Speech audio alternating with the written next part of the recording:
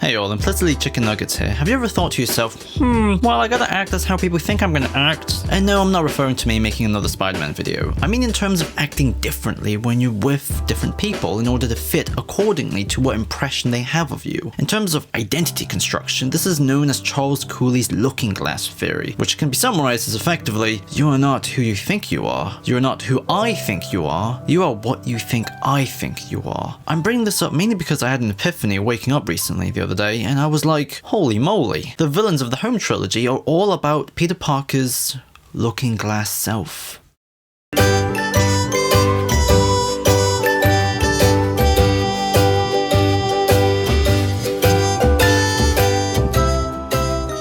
The Home trilogy is about a boy wrestling with his future, the once he has as Spider-Man, the once he has as Peter Parker, and then the once he has for his friends. As a result, Toome's, Beck, and Osborn all reflect different alternate futures that Peter Parker must avoid, and it's by overcoming the imagined shame they presume on him, Peter ends up finding himself. Or as Cooley said himself, the social origins of self comes by the pathway of intercourse with other persons. There is no sense of I without its correlative sense of you, or he, or they, end quote.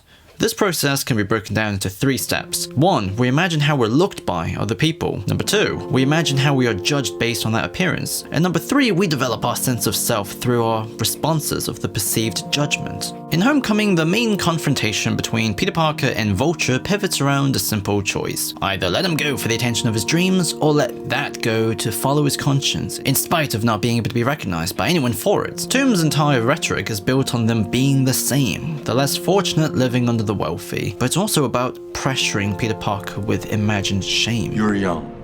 You don't understand how the world works. Yeah, but I understand that selling weapons to criminals is wrong. How do you think your buddy Stark paid for that tower? Or any of his little toys? Those people, Pete, those people up there, the rich and the powerful, they do whatever they want. Guys like us, you and me, we build their roads and we fight all their wars and everything. They don't care about us. We have to pick up after them. We have to eat their table scraps. That's how it is. I know you know what I'm talking about, Peter. Toomes obviously doesn't actually believe in this symmetry himself. He's just playing as a false mentor and trying to poison how Peter Parker sees himself. Why are you telling me this? Because I want you to understand. And I needed a little time to get her airborne. But it's from this interaction and this conflict that Peter Parker is able to respond to this judgment by finding the need for Spider-Man, not as Iron Man, but as himself, a hero for the little guy.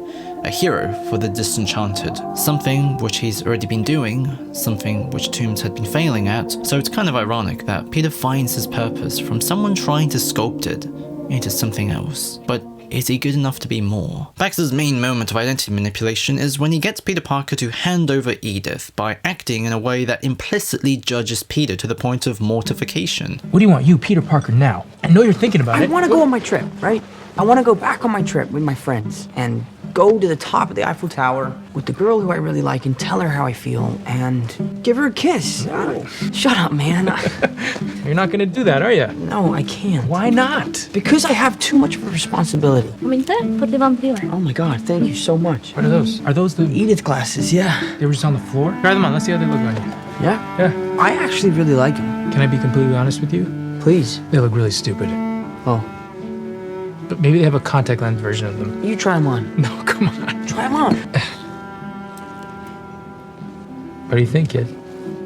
Peter throughout the film has extremely low self-esteem because he feels undeserving in inheriting Tony's cultural legacy, so he's created a better person in his mind, someone who just simply isn't him, but also technically not even Tony, just an impression of a human. Thanks, Tony Stark, I trust you. Beck is able to highlight this disparity so brightly that he's able to assert himself with an impression that he is the better guy. However, it's from this encounter that Peter Parker overcomes his self-judgment and begins to value himself more appropriately. Peter returns to Earth and believes in himself from experiencing the consequences of his self-doubts, therefore is able to take what now belongs to him and not only live up to it, but transform it into his own image. But living as who he is, that also comes at a price. No Way Home is really about Peter Parker's last mistake as a teenager, where he couldn't think of anything better for a simple situation and overreacts like a kid, which causes a massive multiversal problem. As a result, his personal mission to fix the Sinister Five is about fixing the mistakes he made and also fixing the mistakes of his predecessors, although mainly Toby if you really think about it. And it's also Peter Parker learning to listen to himself again, in spite of the judgment of the world. However, Norman rebukes this with the notion that their powers are above this, and there's no metric of shame that's applicable for the status Peter and his villains have, even if this direction leads them to death. Norman, no. Quiet, lapdog. You don't know what you're talking about. I've watched you from deep behind Norman's cowardly eyes, struggling to have everything you want, while the world tries to make you choose. Gods don't have to choose. We take. Hey. Norman is abstractly an amalgamation of Toomes and Beck. Like Vulture, he draws a line that includes him and Peter as one, but also like Mysterio, he attempts to tempt Peter Parker with another metric of self-judgment, a form of shame, which is especially obvious after he kills May. Because of you. I may have struck the blow, but you... you are the one that killed her. What Peter Parker learns from Goblin is that despite everything he lost, his responsibility is worth it. He's not a god who takes, he's a god who gives. And that's the difference between not just him and Osborn, but him and Beck and Toomes. 5 people live now, 2 versions of himself have a new view on life, and he's got a strength far greater than the kid who started out looking for the approval of his idol, or ended up believing he's undeserving of what he wanted, because now he can go and live an honorable, forgotten life. Wait, you don't mean... No, mate, this isn't my problem. Peter, not your problem, Their chance of getting help is way better back where they came from. Sending them home? That's the best thing that we can do for them. For them? Or for yourself? In those mind we see ourselves makes all the difference with our feeling. We are shamed to seem evasive in the presence of a straightforward man, cowardly in the eyes of a refined one, and so on. We always imagine, and in imagining share the judgments of the other mind. The most powerful weapon all 3 villains have aren't actually their powers, but their ability to interfere with Peter's idea of himself, and therefore what he's deserving of and what he isn't, on what shame to measure his own appearance with. But ironically, the identities they try to judge Peter with, they themselves are indicted by. Someone out of touch of his own class identity. Someone undeserving and a phony. A god who's above responsibility. As a result, all these characters in regards to the big picture storytelling creates a naked window into Peter Parker's soul and shows us that every relationship, every impression, and every connection is a cocoon of sorts. A way to help us recognize how we think and how we judge ourselves. And the moment where we begin to see ourselves as more than the models that's created for us, we build our own, and specifically, not from evading but embracing such friction that we build, we earn, and we live. Does that even make any sense? It's a very abstract conclusion I've f***ing written here, haven't I? Everybody wants some love and then affection. All we are is delicate people. Everybody needs love and affection. Yes, we all are delicate people. Everybody wants some love and then affection. All we are is delicate people. Handle me with compassion and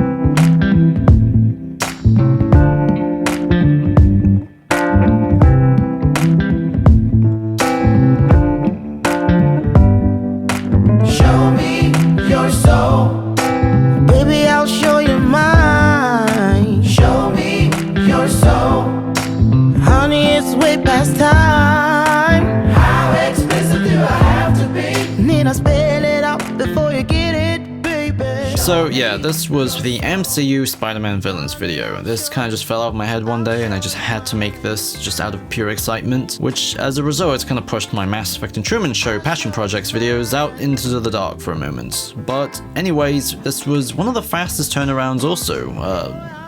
Not counting the music tribute, it was literally about 8 hours. But I hope you enjoy this. I try to rely less on reading quotes and just sort of speak from the heart a bit. Hopefully it flowed better as a result. Anyways, special thanks to everyone on Patreon. I'm gonna give you all a big sloppy kiss one by one.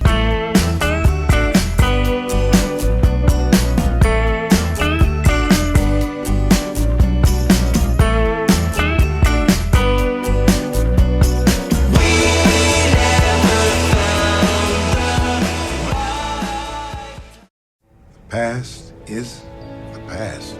The only direction in life that matters is forward, never backward.